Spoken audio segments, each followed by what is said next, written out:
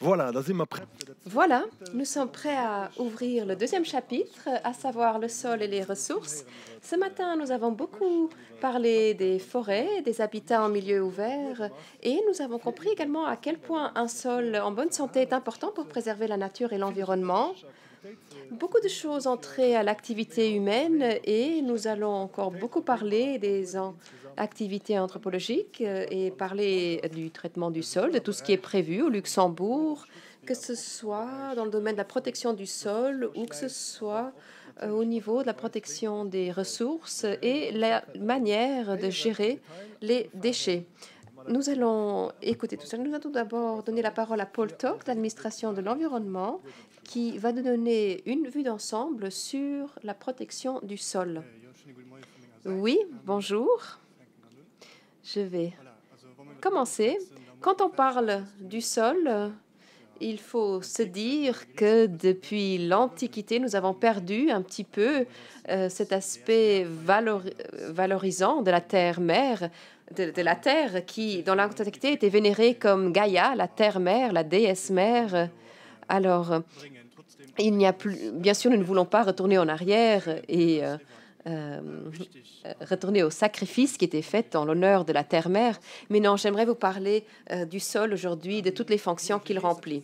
La pédogénèse, la formation du sol est assez récente dans notre pays. Depuis la dernière période glaciaire, il y a 10 000, 12 000 ans, le sol prend entre 100 à 300 ans à se former. Je parle ici d'un centimètre de sol riche en matière organique. Ça dépend de la géologie, du climat des organismes, de la topographie et depuis la sédentarisation de l'être humain. Cela dépend également des êtres humains. Alors, malheureusement, pour détruire 1 centimètre de sol riche en matière organique, ça va extrêmement vite. Cela prend à peine quelques secondes si on pense à une pelleteuse. Donc, si l'on regarde le temps que cela prend pour que le sol se forme et le temps que cela prend pour le détruire, l'on comprend tout de suite que le sol est une ressource non renouvelable. Alors, qu'est-ce qu'un sol? Tout d'abord, la matière organique, ce qu'on appelle humus, matière organique morte, mais il y a également les racines vivantes et beaucoup d'organismes vivants.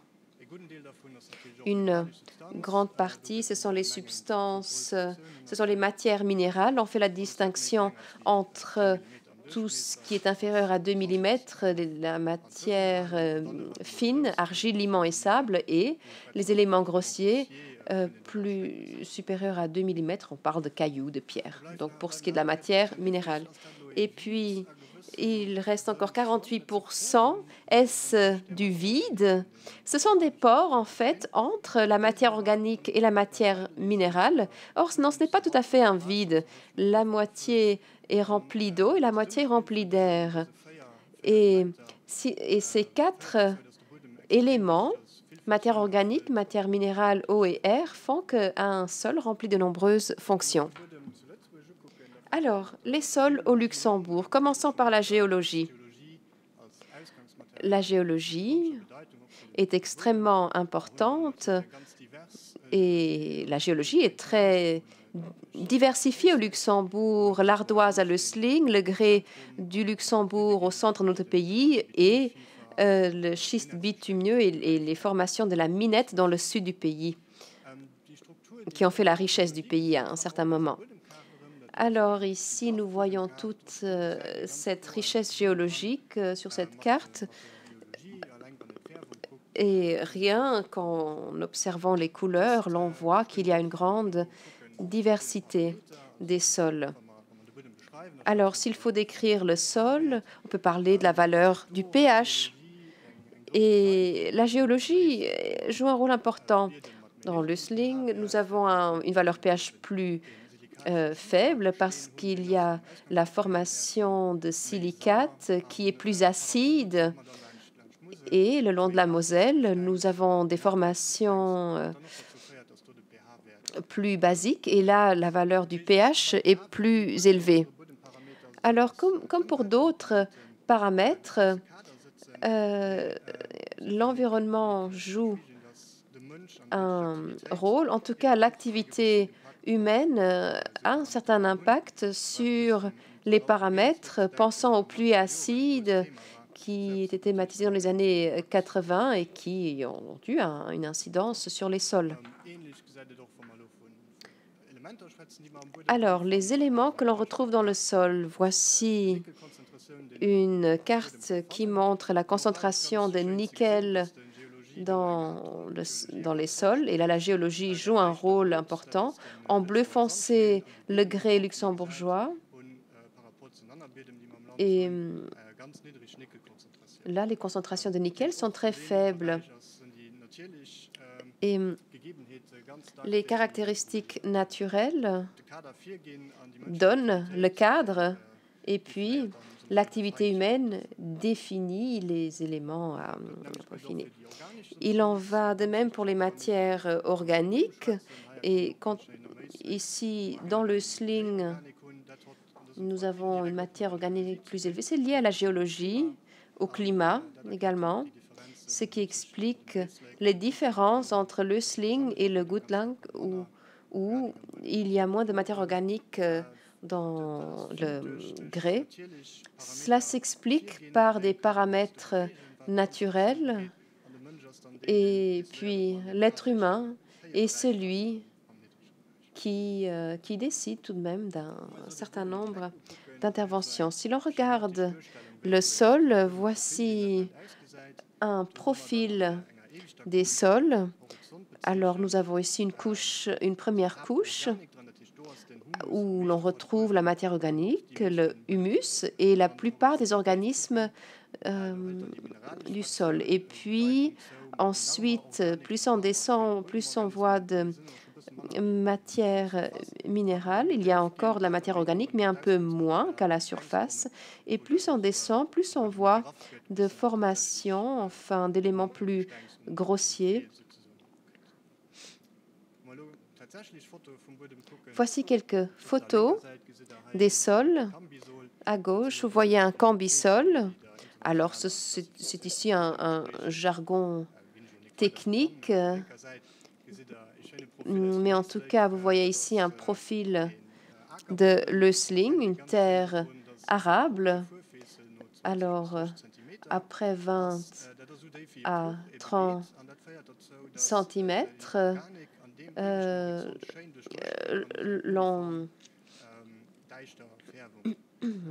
l'on voit les différents éléments.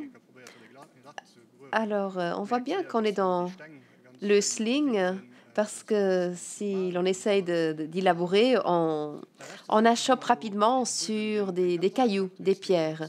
Et puis, autre sol, les histosols, où il y a beaucoup de matière organique.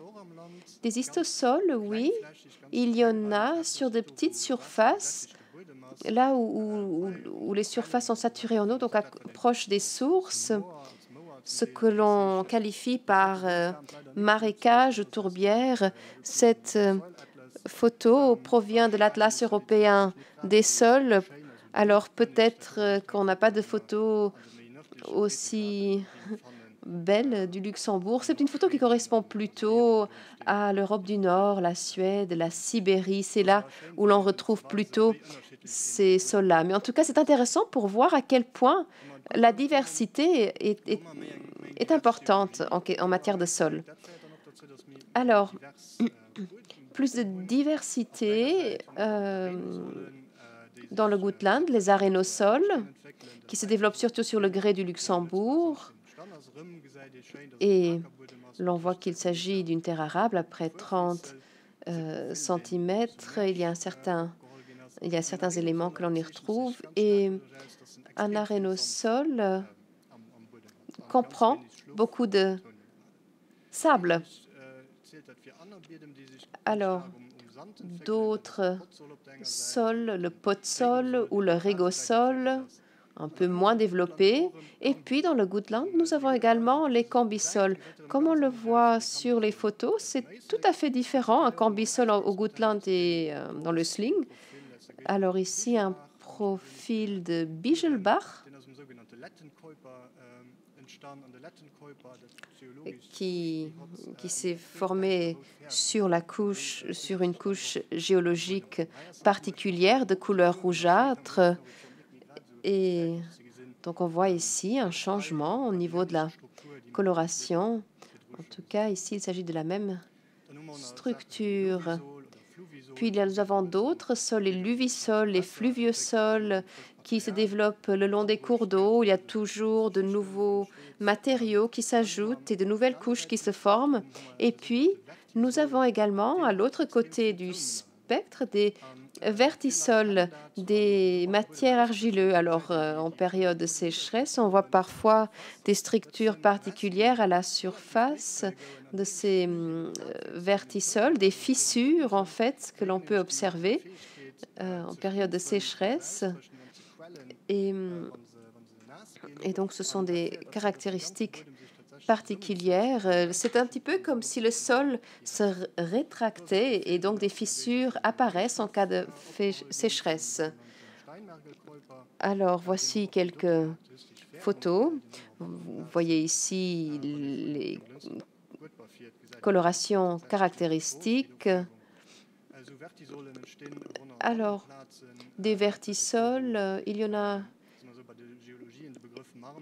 également au niveau des marnes, donc au sud-ouest du pays. Il y en a également quelques-uns. Ensuite, la multifonctionnalité des sols.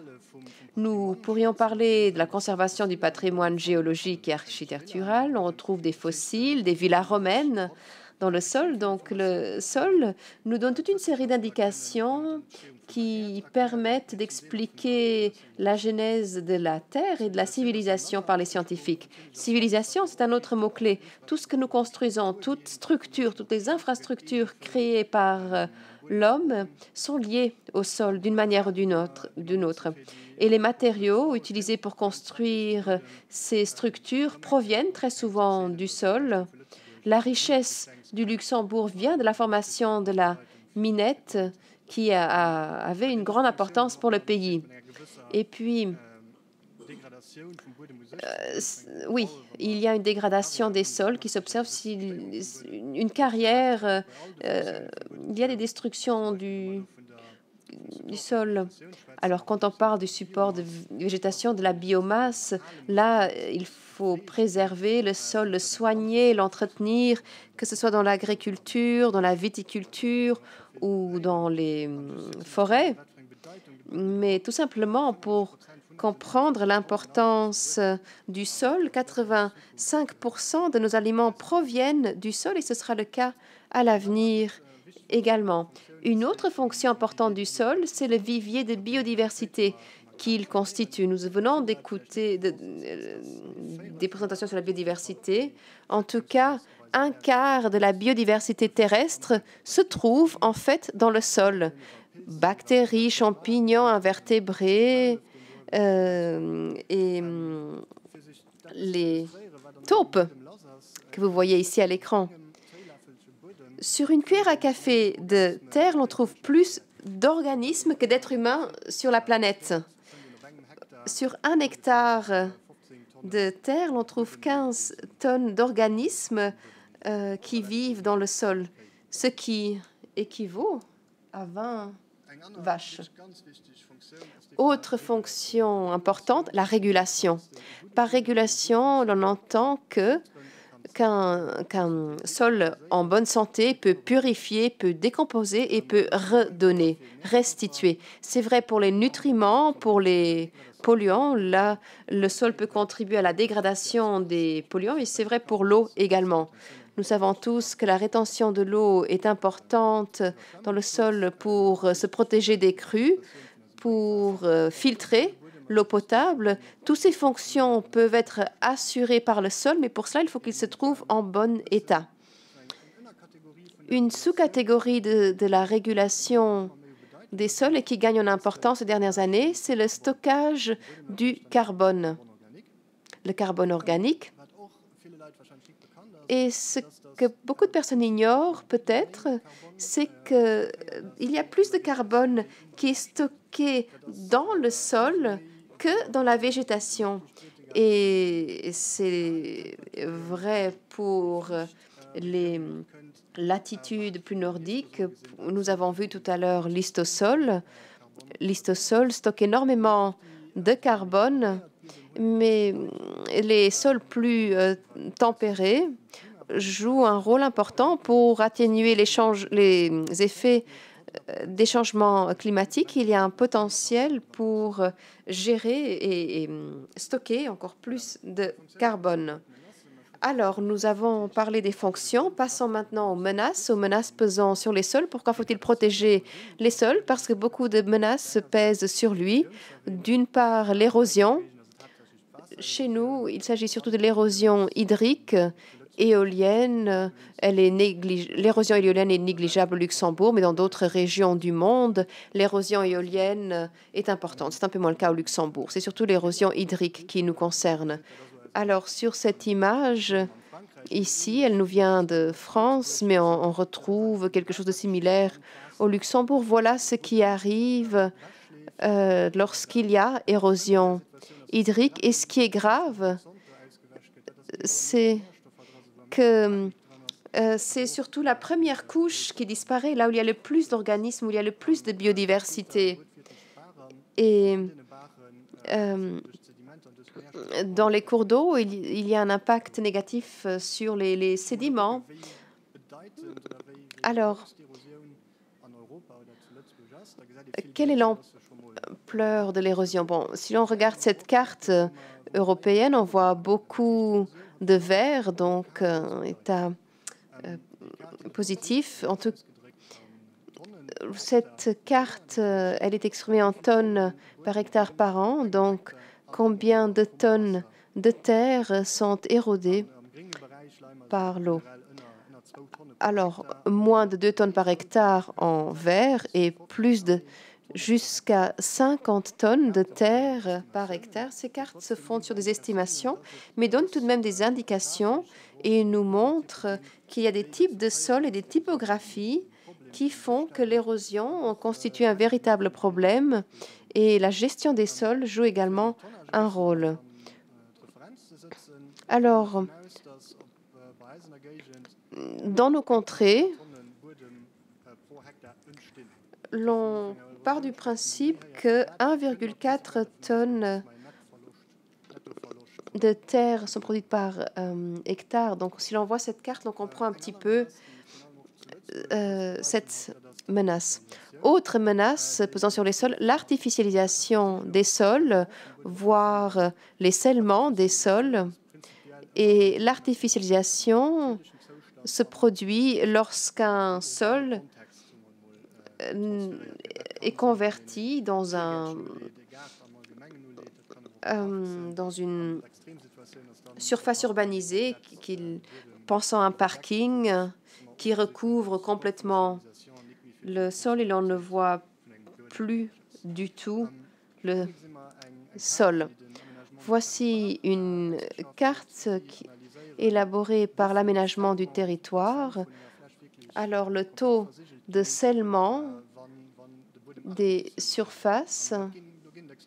Alors, il y a beaucoup de différences. Une maison avec un jardin, là, il y a moins de scellement complet, alors que dans une zone industrielle où l'on peut retrouver 100% de la surface qui est scellée, où le sol ne peut plus remplir ses fonctions.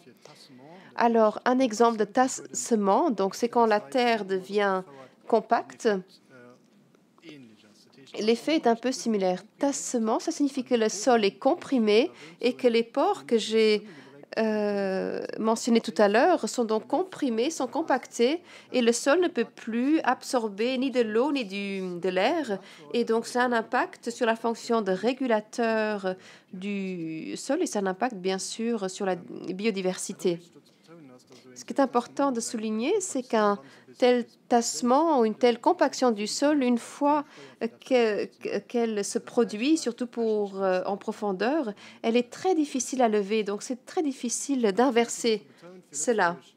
Et donc, cette menace est grave pour le Luxembourg. Donc, l'artificialisation est importante au Luxembourg comparée à d'autres pays. Alors, c'est lié à l'évolution du pays. Il faut tout de même protéger de manière adéquate les sols et en cas d'artificialisation, essayer de préserver tout de même au maximum les fonctions. Autre menace, la pollution locale et diffuse, alors des accidents,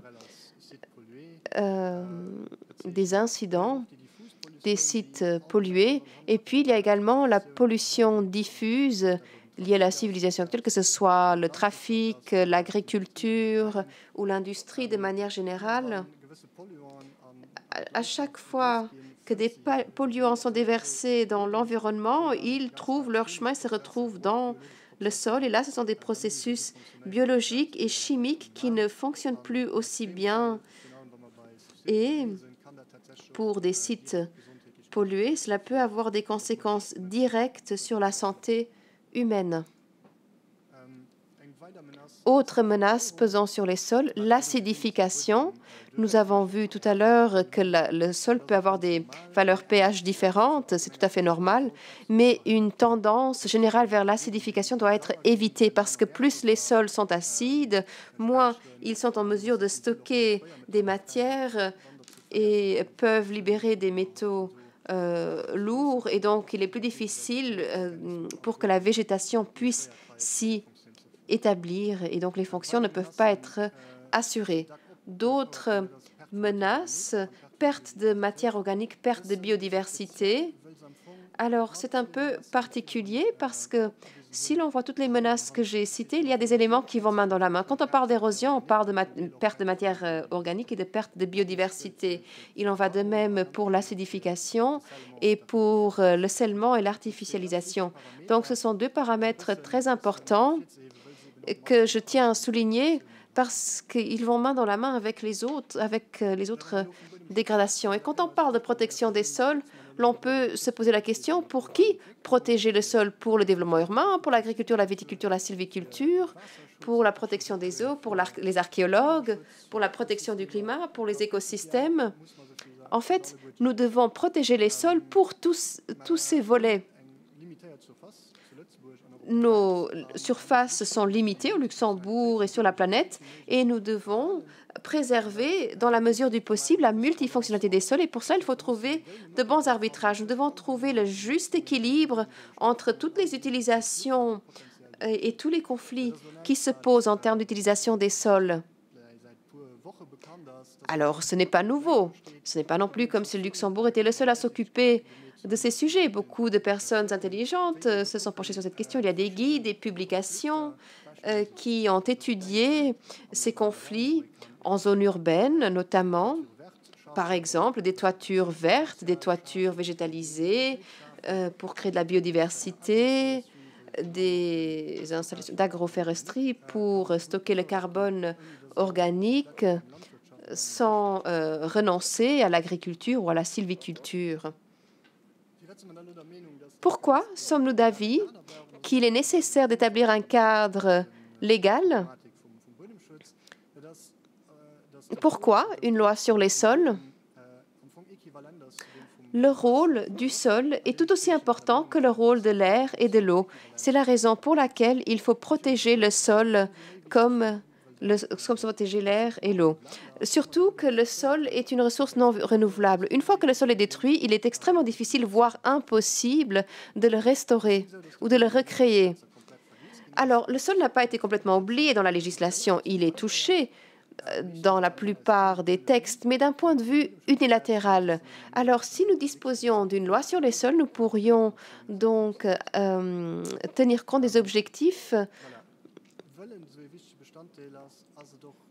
Et comme le sol est tellement important, Le protéger est essentiel pour atteindre les objectifs que nous nous sommes fixés dans d'autres domaines, la biodiversité, l'eau. Je pense à d'autres initiatives telles que de la fourche à la fourchette, zéro déchet, etc.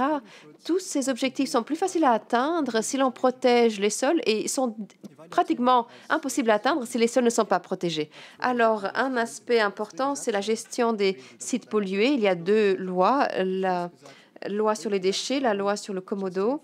Et ces deux lois ne sont pas conçues pour tenir compte de toutes les éventualités pour protéger les sols. Et donc, il est important de disposer d'un texte légal pour que des procédures claires et transparentes soient créées pour gérer les sites pollués. Enfin, un autre point à prendre en compte, c'est que pour ce qui est de la protection des sols, pour l'exploitant, pour le propriétaire des sols, c'est souvent moins intéressant de protéger le sol que de l'exploiter. Pensons à un promoteur. S'il ne doit pas faire attention au sol, s'il peut tout imperméabiliser, eh bien son rendement sera certainement plus grand que s'il doit tenir compte de la préservation des multifonctions du sol. Donc les sols ont un intérêt social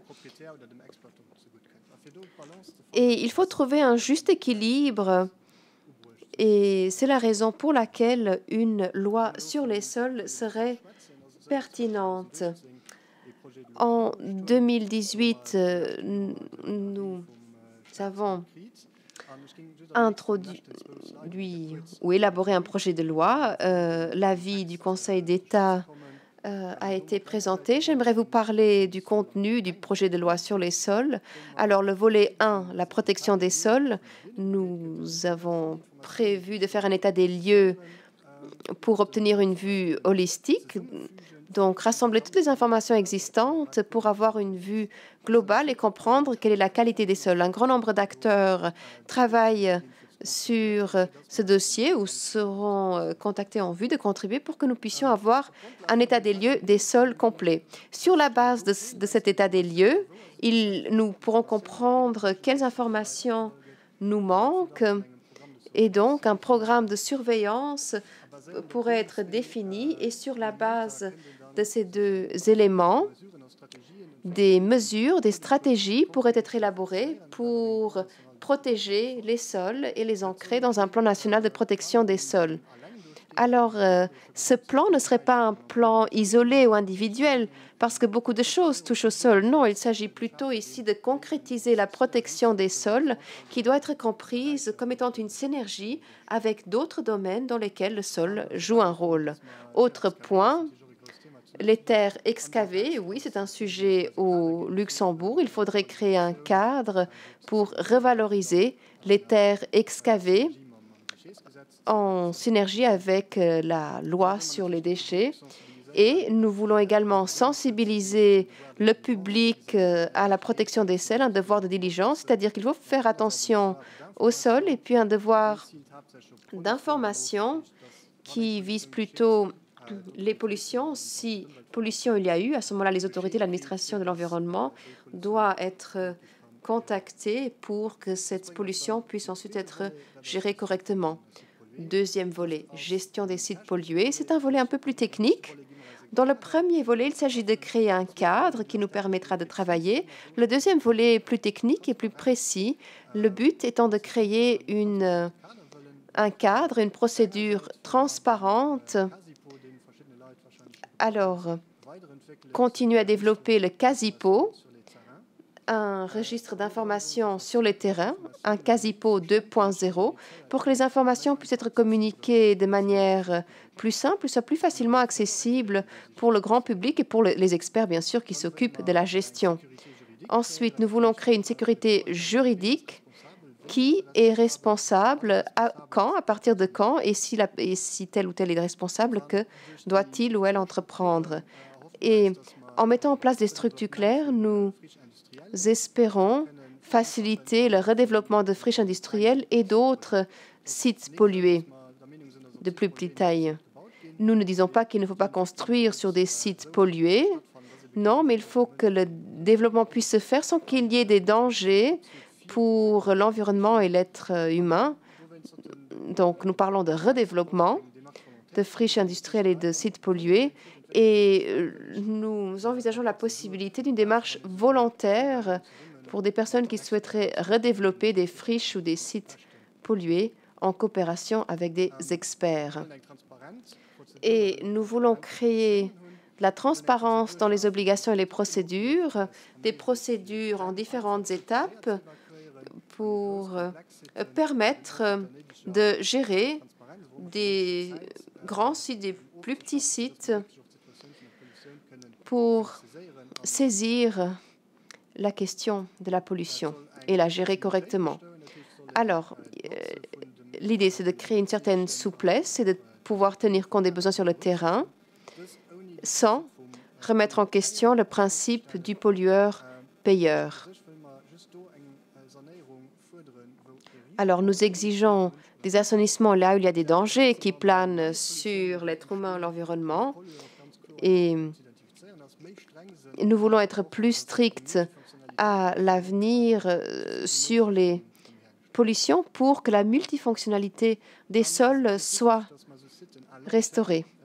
Il est important également de gérer des sites à long terme. Là, l'outil certificat de contrôle du sol est important.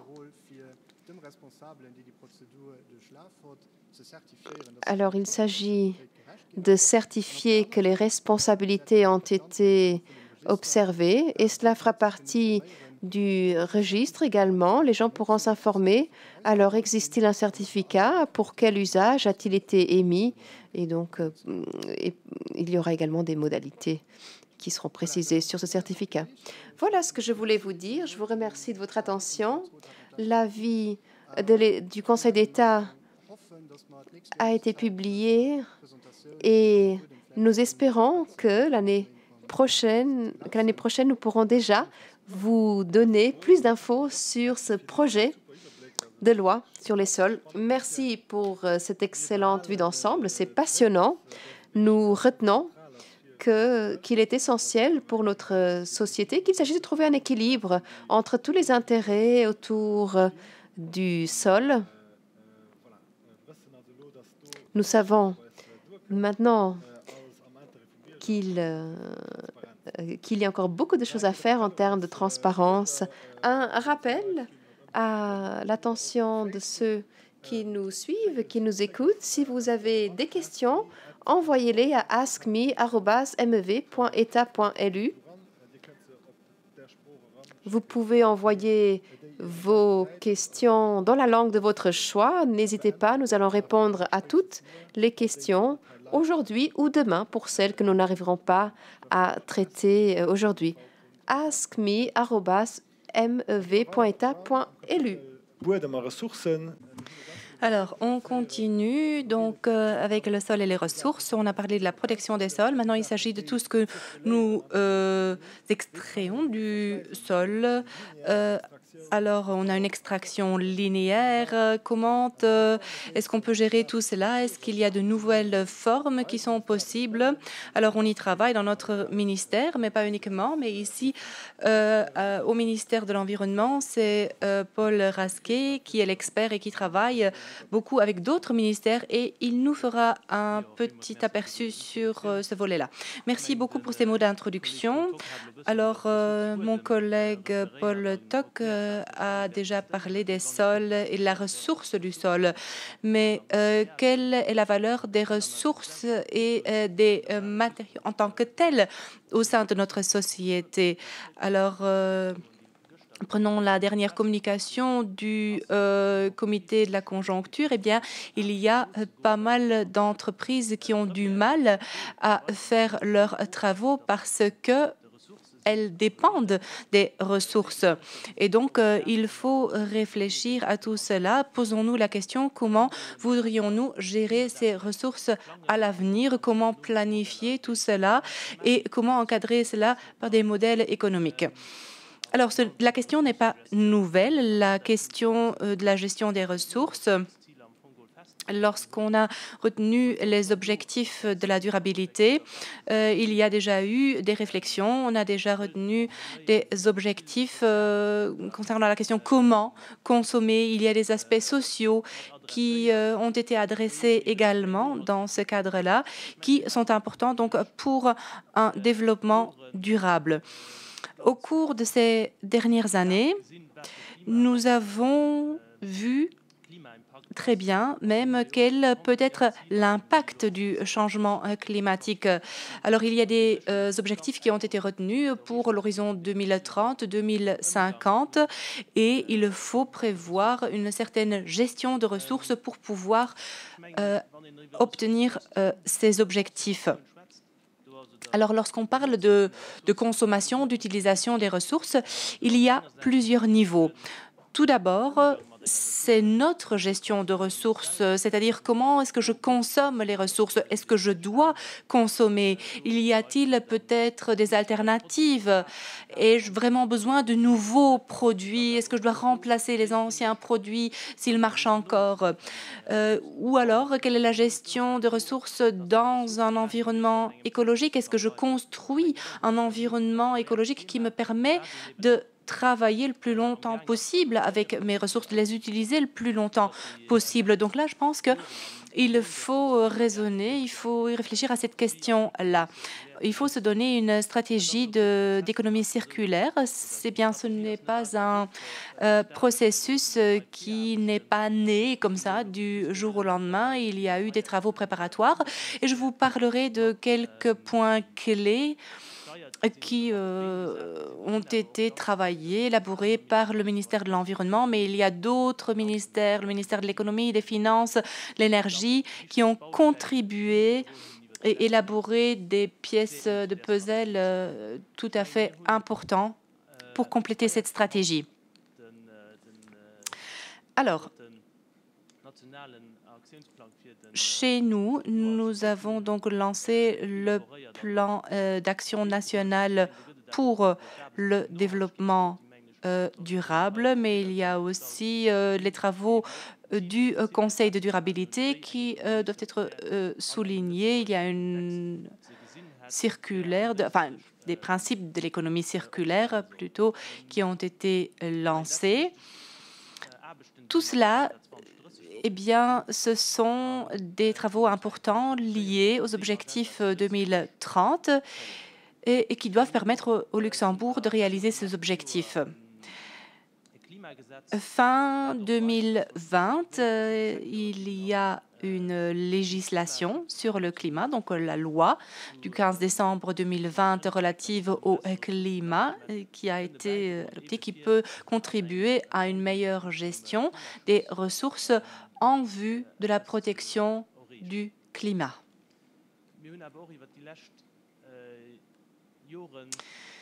Ces dernières années, et sur base des directives européennes relatives aux déchets, nous avons élaboré une stratégie nationale pour le Luxembourg. Il s'agit d'un document qui permet le passage d'une gestion des déchets, d'un traitement des déchets vers une gestion des ressources. Et il y a un projet de loi qui a été déposé qui prévoit donc le passage vers une économie circulaire.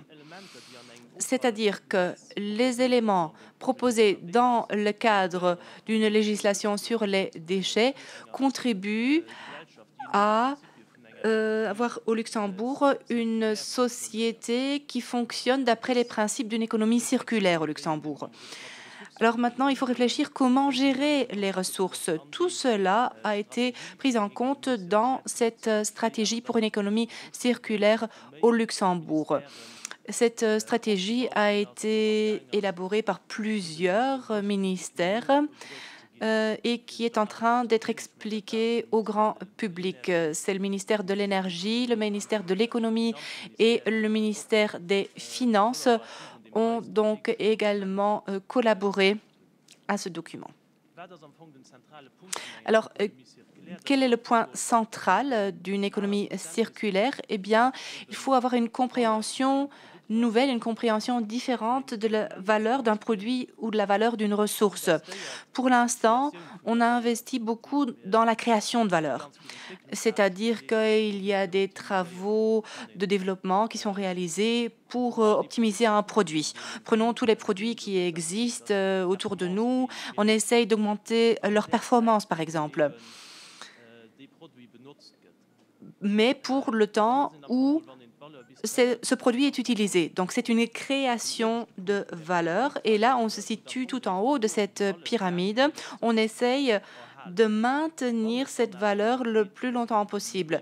Mais à partir du moment où on ne peut ou on ne veut plus utiliser ce produit, on passe à la troisième étape.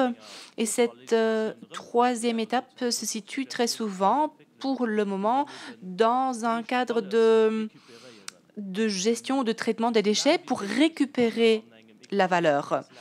Donc, on essaie vraiment de maintenir la valeur dans ce cycle de ressources pour optimiser son utilisation. Alors, très souvent, on pense, voilà, j'ai un produit et on ne pense qu'à sa valeur technique, on ne pense qu'à sa fonctionnalité. Mais ce qu'on risque d'oublier très souvent, c'est valeurs économiques, c'est-à-dire un produit peut avoir des impacts à deux niveaux. Tout d'abord, c'est l'utilisation pure et dure. C'est le volet que nous voyons toujours. Nous prenons un produit, nous l'utilisons. Après, il passe peut-être dans une filière de réemploi où il peut être réutilisé, ou alors il est recyclé, où on essaye toujours de remonter dans cette utilisation en cascade, mais très souvent aussi, nous ne voyons pas son impact sur l'autre cycle, donc l'impact sur le sol, sur l'environnement, etc. Et là, ce sont des processus qui doivent être traités également et auxquels il faut penser déjà au moment du développement d'un produit. Lorsqu'on crée un produit, lorsqu'on produit quelque chose, il faut déjà se poser la question: quels sont les différents cycles à tenir en compte, dont il faut tenir compte pour maintenir ce produit le plus longtemps possible à l'intérieur de ce cycle d'utilisation et pour réduire donc les impacts sur le cycle biologique, par exemple. Alors, je propose de passer la parole à Stéphanie Gurgen. Elle vous expliquera plus en profondeur donc le contenu de la stratégie zéro déchet.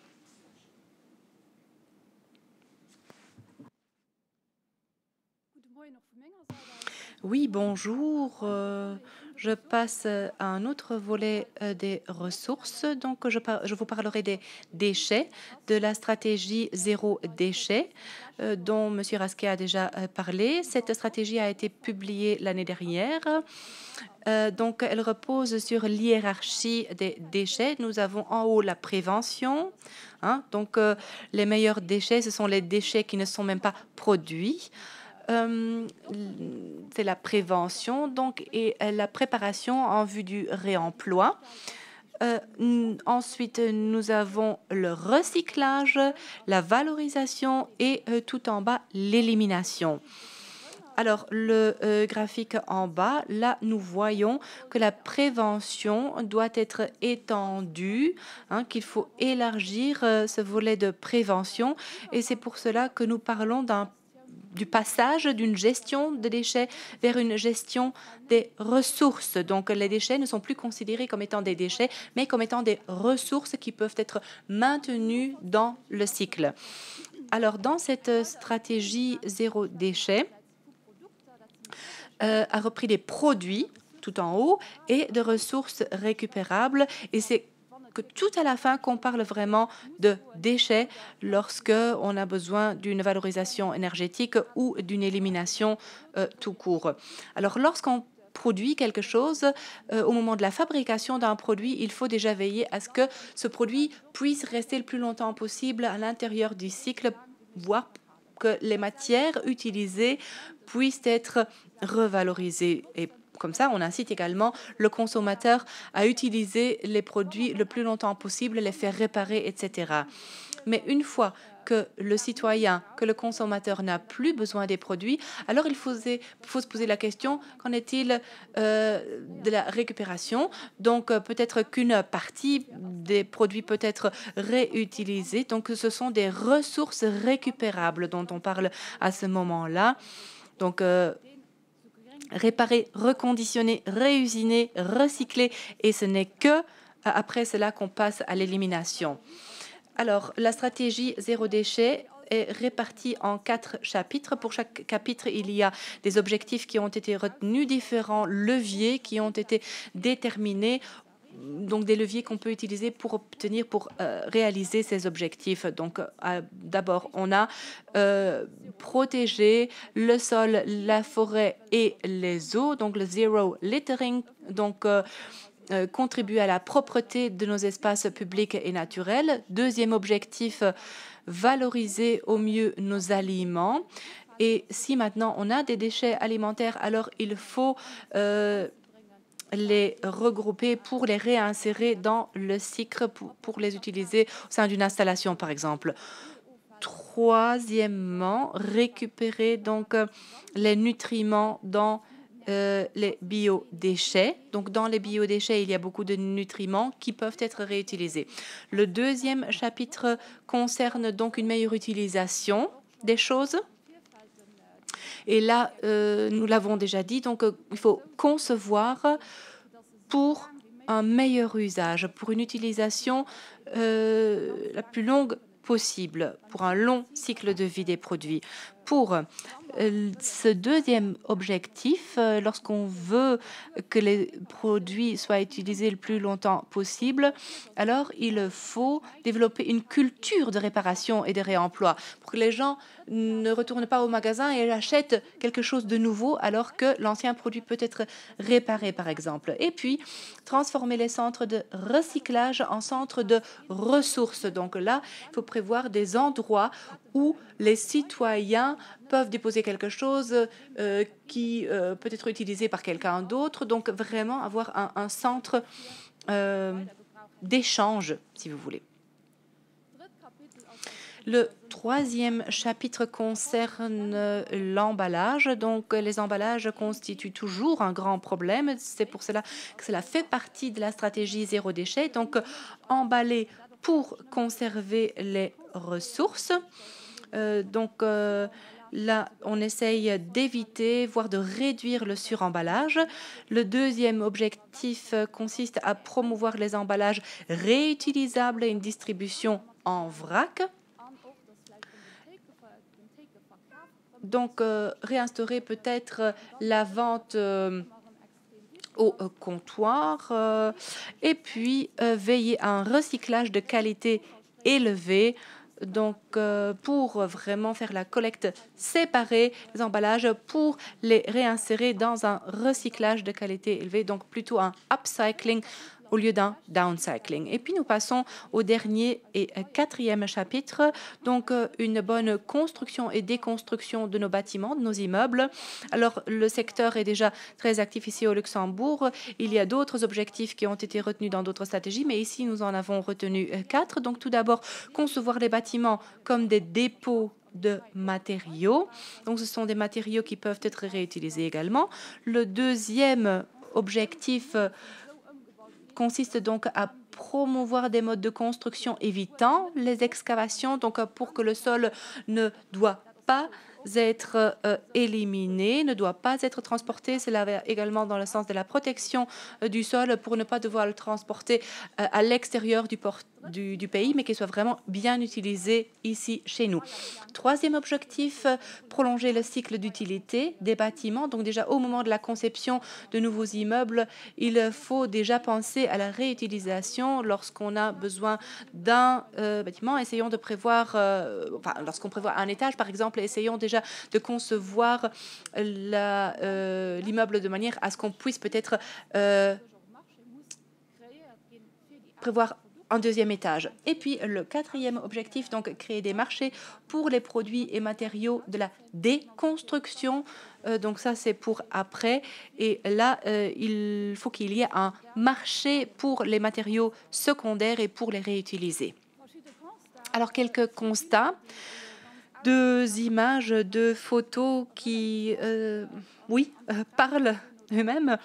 Donc, très souvent, on voit des images comme ça à la télévision. Donc, nos mers qui sont polluées, qui sont vraiment remplies de plastique. Donc, des déchets en plastique qui se retrouvent en grande quantité dans les mers, dans les océans. Et puis aussi une image de l'impact que peut avoir cette pollution. Il y a eu une conférence de presse des jeunes agriculteurs où on a attiré l'attention sur la campagne anti-littering. Donc, il faut vraiment essayer de réduire la décharge de déchets illégales donc, dans les milieux publics. Donc, essayons vraiment d'éviter cela pour que les animaux, par exemple, n'avalent pas des bouts de plastique. Constats et chiffres actuels concernant les déchets ménagers assimilés en tonnes. Donc, ici, tout d'abord, donc, les déchets ménagers, donc, en vert clair, c'est la part globale des déchets produits, et en vert foncé, la partie qui a été collectée séparément, donc les déchets collectés séparément. Donc, il y a encore un grand potentiel de plus de 50% pour une collecte séparée. Lorsque nous prenons par exemple les déchets électriques, électroniques, là, 92% des déchets sont donc collectés séparément. Mais pour les premiers éléments, donc là, il y a encore de la marge. Alors ici, une analyse de 2018-2019. On a analysé ce qui se retrouve dans nos poubelles. Alors, chaque citoyen produit 183 kilos de déchets. Alors, quelles sont les différentes catégories de déchets qui se retrouvent là-dedans? Donc, 17% de plastique, 31% de biodéchets, 10% papier et carton, et 18% de papier et carton, pardon, et 10% d'articles d'hygiène corporelle, là où on a une tendance vers le haut, mais là, c'est bien de les mettre dans les déchets ménagers. Et puis, on a d'autres matériaux, les métaux, les matières inertes, etc., qui peuvent être collectés séparément. Alors, concernant les taux de recyclage des emballages, on a différentes matières, dont le plastique, le bois, où on se situe à plus de 30% de recyclage. Pour le verre et le papier et le carton, là, la situation est encore meilleure. Donc, le verre, par exemple, est utilisé à raison de 98%. Lorsqu'on passe aux déchets électriques et électroniques.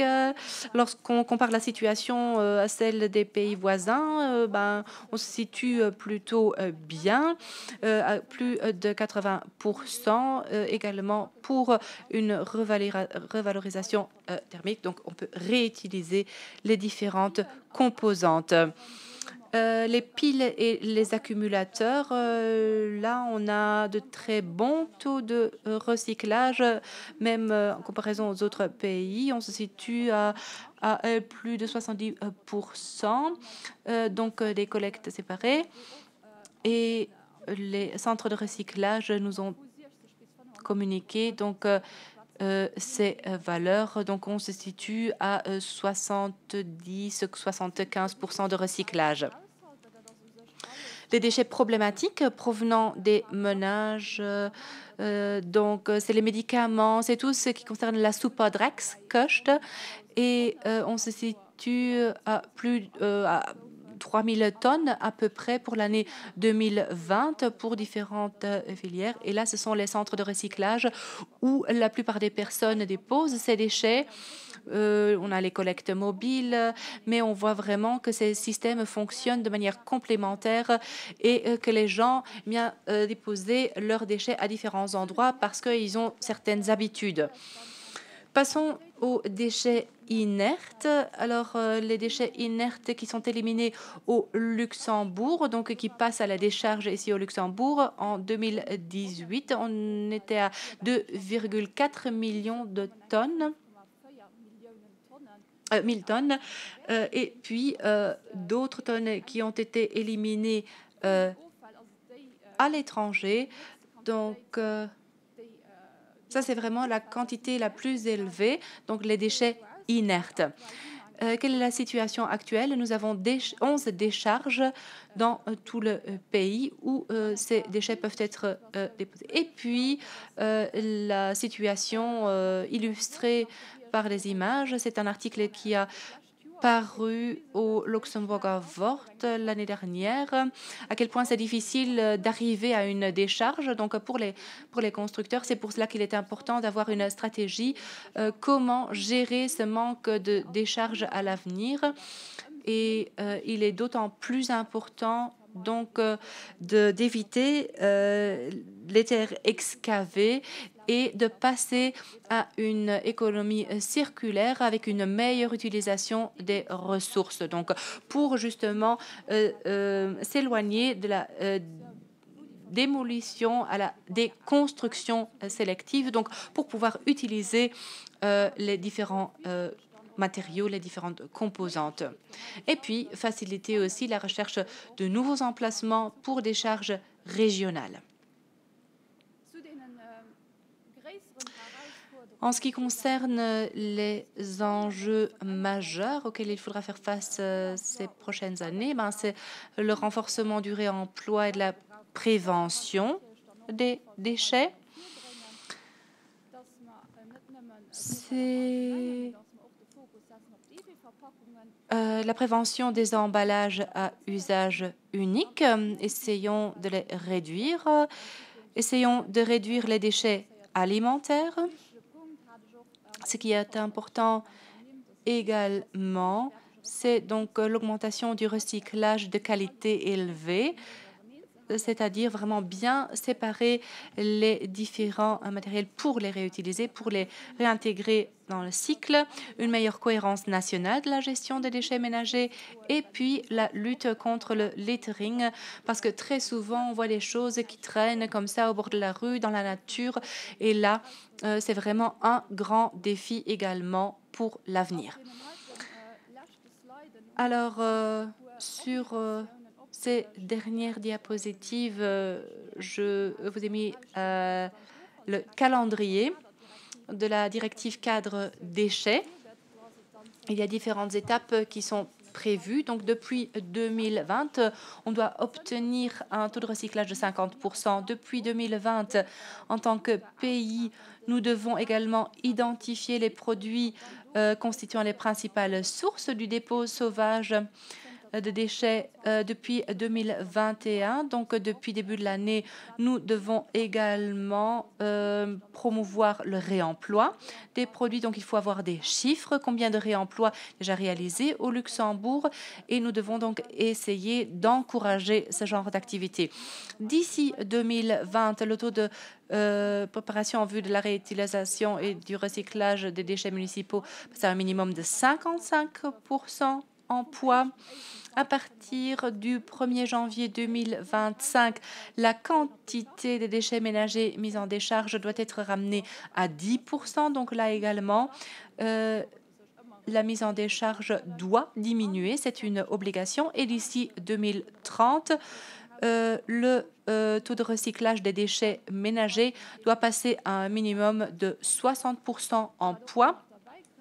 Et ce qui vient se rajouter, M. Raskel l'avait déjà dit, c'est l'agenda 2030 qui prévoit que les déchets alimentaires doivent être réduits de 50% d'ici 2030. À côté de cette directive cadre, il y a encore d'autres directives qui doivent être transposées en droit national, donc les emballages notamment et les produits en plastique à usage unique.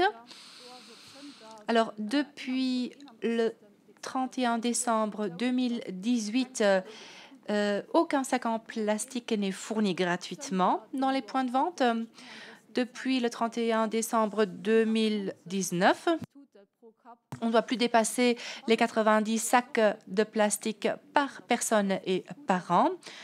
Il faut essayer de réduire davantage les sacs en plastique. Et puis, une nouveauté qui sera lancée en juillet 2021, c'est donc une interdiction de mise sur le marché de différents produits en plastique à usage unique. Donc, on parle des cotons-tiges, on parle des pailles, etc. À partir du 3 juillet 2024, on a les bouteilles qui doivent être équipées d'un couvercle non amovible et pour le 31 décembre 2025, on doit ramener notre utilisation de sacs en plastique à 40 unités par personne.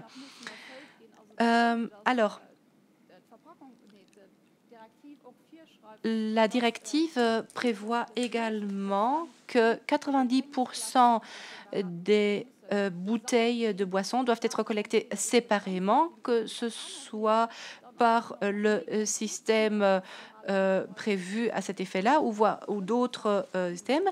Et puis, 77% doivent être collectés séparément.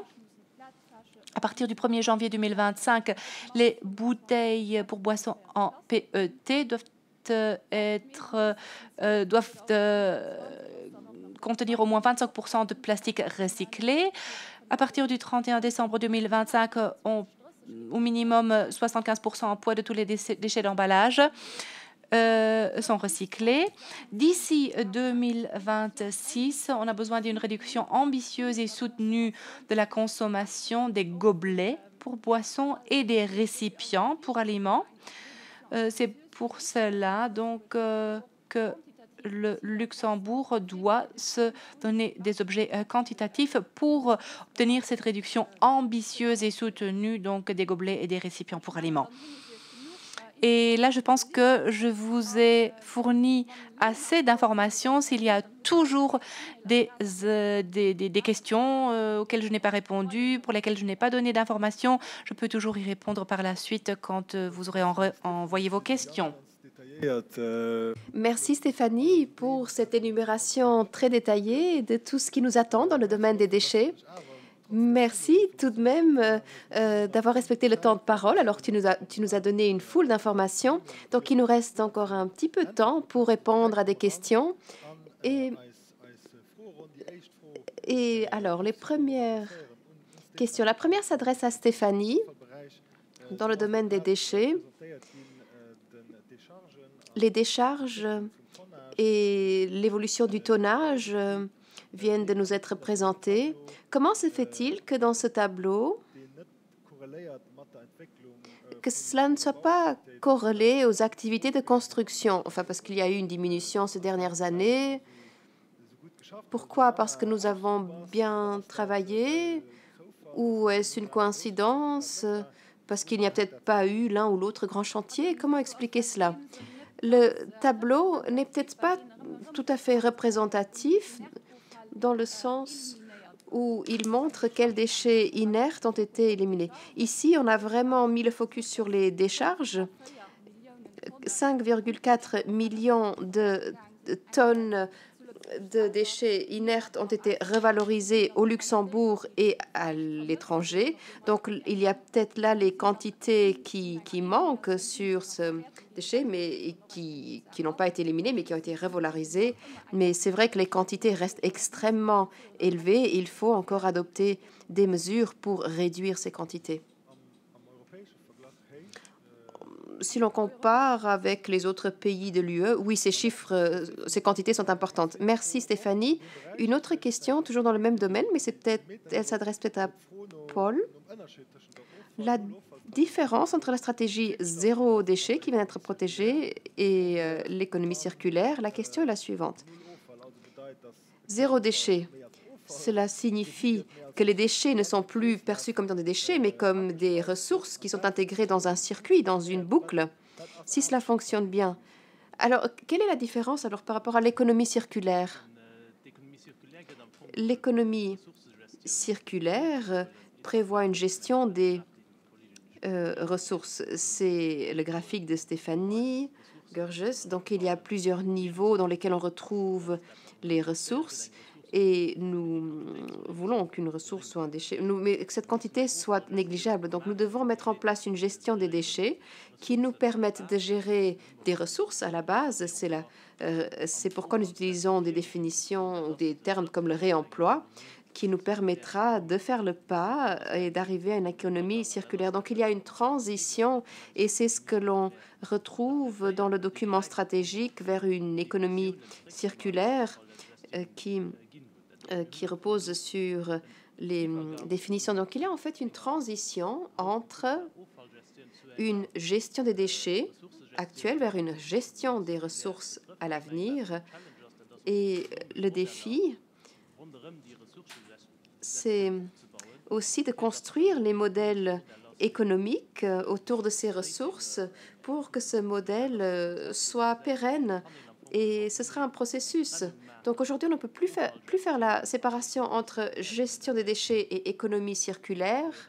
Ce ne serait pas cohérent que de dire que nous voulons une économie circulaire et ne pas parler des déchets. Non, il y a différentes étapes à prendre en compte et que nous avons intégré dans ce concept avec d'autres collègues. Merci, Paul, c'est très intéressant.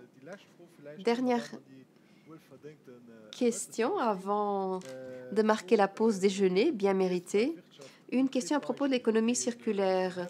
Alors, existe-t-il déjà des exemples concrets, des projets qui sont en cours? Parce que depuis longtemps, l'on parle d'économie circulaire, certes, mais quels sont alors les projets concrets que l'on pourrait voir sur le terrain? Et j'adresse cette question à Madame la ministre. Concrètement, dans le cadre de l'élaboration de la stratégie zéro déchet, qui sera la base de la stratégie pour l'économie circulaire, nous avons organisé des ateliers un peu partout dans le pays, 5 et un 6e au ministère. Au cours de ces ateliers, nous avons vu qu'il y a déjà beaucoup d'acteurs dans le secteur de l'économie circulaire, des acteurs économiques qui utilisent le matériel, je pense à la production sidérurgique, où un certain matériel est déjà utilisé, ou alors des petites start-up et des acteurs qui sont sur le marché depuis longtemps pour construire de manière plus écologique, où des matériaux proviennent de zones protégées ou